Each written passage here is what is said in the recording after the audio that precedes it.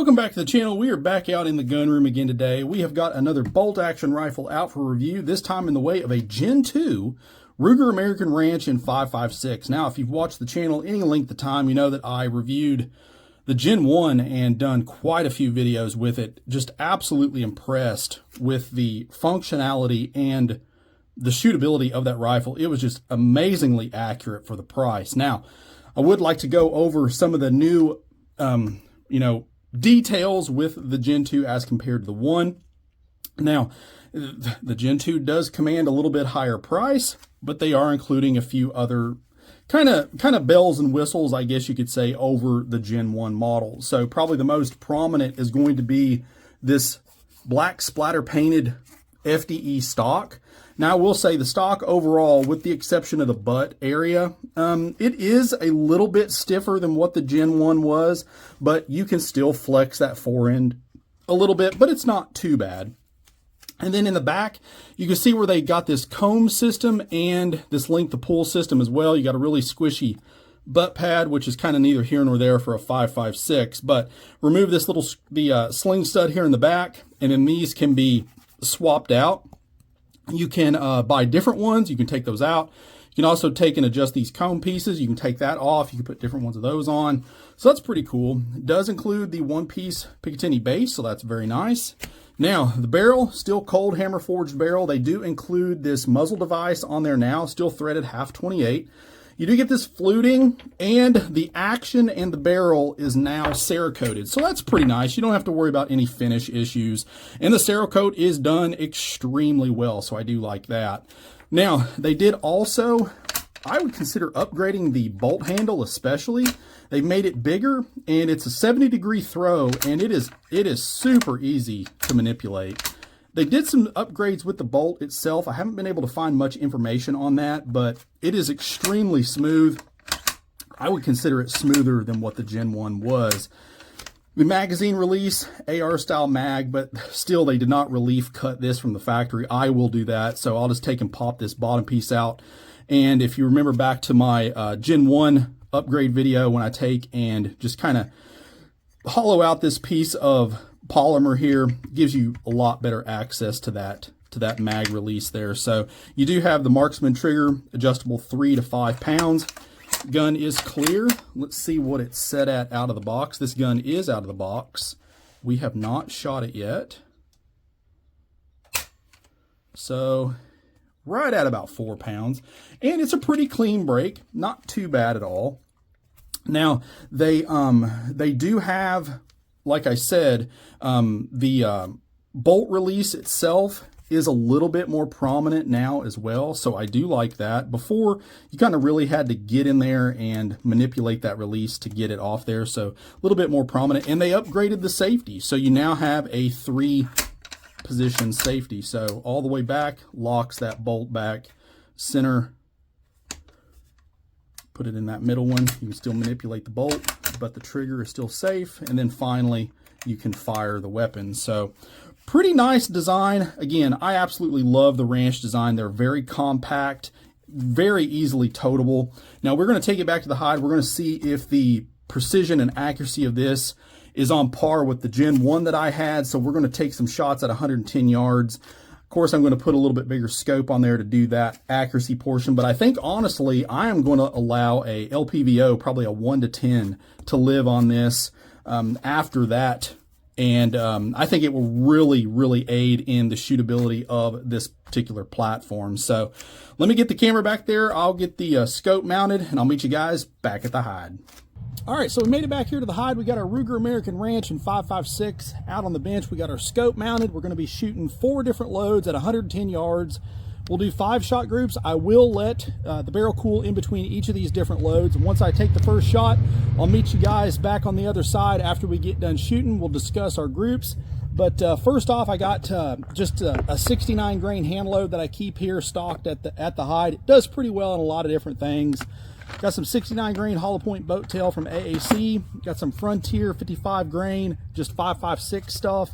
And then I've also off camera, I've got some 77 grain OTM AAC as well. Being this close to Christmas, didn't really have a chance of getting a wide variety of different loads, but this should get us pretty good for today, just to get an initial idea of what this thing is capable of. So we're gonna start off with the hand load first and see how it does.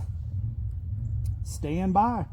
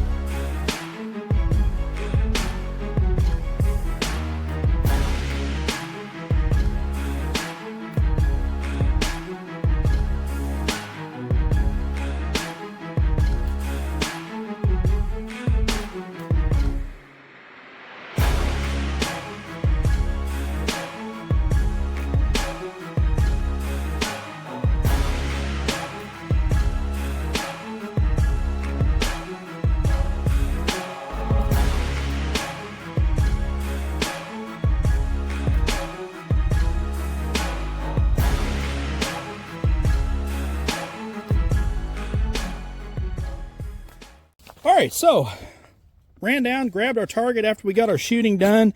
And I have to say, I mean, I'm pretty impressed in the fact that it shot very similar to that of the Gen 1. And as you guys know, like I mentioned, the Gen 1 that I had, that thing shot amazing.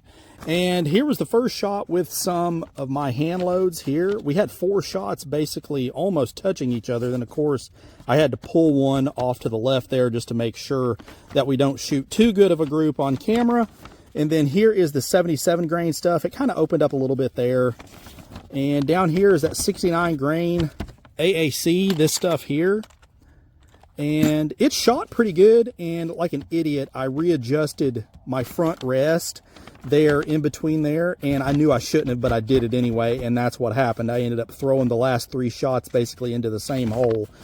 And then that Frontier, which, believe it or not, it didn't shoot bad. I very well could have pulled this one here, but we had 4 shots here, but I had probably 6 light primer strikes out of that stuff, if you guys can believe that. I've not shot any of this out of the ARs yet, but if it does that in the ARs, this stuff's going to be pretty well trashed. So let's hope that doesn't happen. But nonetheless, I mean, as far as accuracy goes, it didn't do bad. Then after seeing how well it shot those last 3, I went ahead and shot another 5-shot group of that AAC, the 69 grain stuff, and posted a .836 group at 110 yards. So the gun can shoot, provided you're up to the challenge, which, I mean, I suck, obviously, but the gun is definitely capable, and that's not exactly what I would consider a high dollar round. So it's pretty reasonably priced, and for that kind of performance, I'm going to have to try and get some different stuff out here and see if that makes any type of a difference as far as accuracy goes. But however, I do want to say, let's go ahead and get the LPVO on. We'll take some shots over there on the barricade, and then we'll get some final thoughts on our Ruger American Ranch.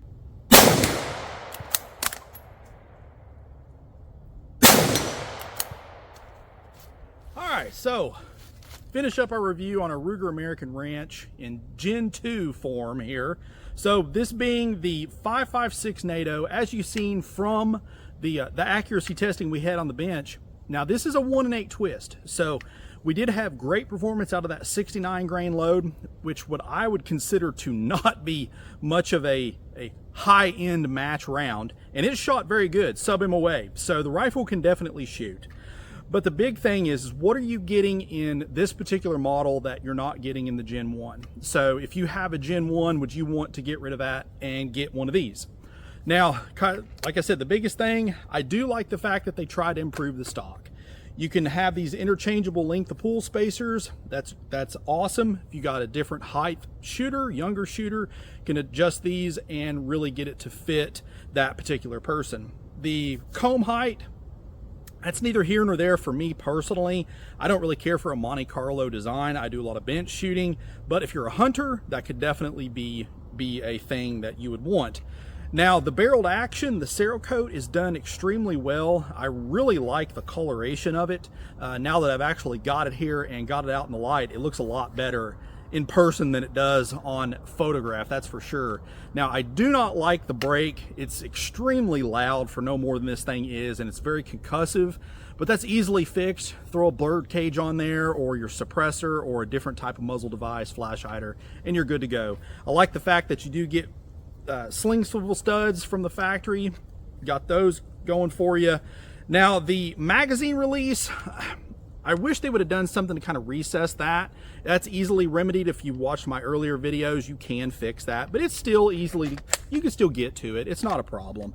Now, with this being the 5.56, they do have a number of different caliber choices in the ranch rifle now. 5.56 is probably my favorite if I had to pick one singular caliber. You can do a lot of different things with it. You can hunt with it. There's even some states you can deer hunt with 5.56, 223, and it's cheap enough you can just plink. So it really fits a lot of different bills as far as what you might be doing with the rifle. Now, for me personally, does this gun really do anything that maybe a 5.56 carbine AR-15 does? No, it don't.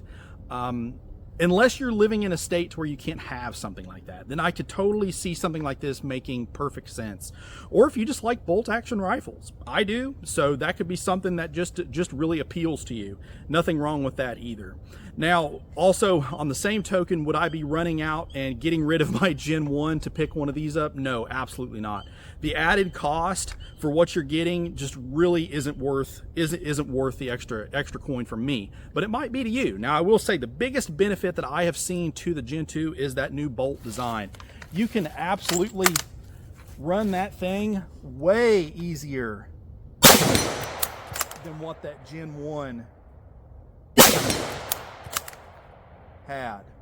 So I really like that upgrade.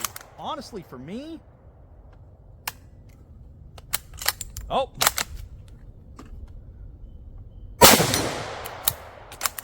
and that's another thing I had too with this.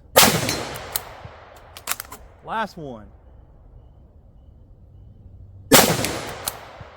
is the light primer strikes. I had a couple of light primer strikes with a few different ammunitions. Not really sure what that was about. I did not have that issue in my Gen 1 at all. So it doesn't happen a lot, but I'd say out of probably, I've probably got about 200 rounds through this thing now. I'd say probably 5 or 6 of those, which honestly is too many. So something to take into consideration there. But overall, the gun will shoot. I mean, it's very accurate. It's fun. It's totable. It's a little heavy for what it is, in my opinion. But overall, a great gun. Ruger makes some really good stuff. But if you got any questions on this, post them up below. I'll leave the final determination to you guys. Let me know if you all will be running out to pick one of these up or take a look at a Gen 2 Ruger American Ranch. I'd be interested to hear what you all have to say. But please like, share, and subscribe. It really does help the channel. As always, shoot straight. Later.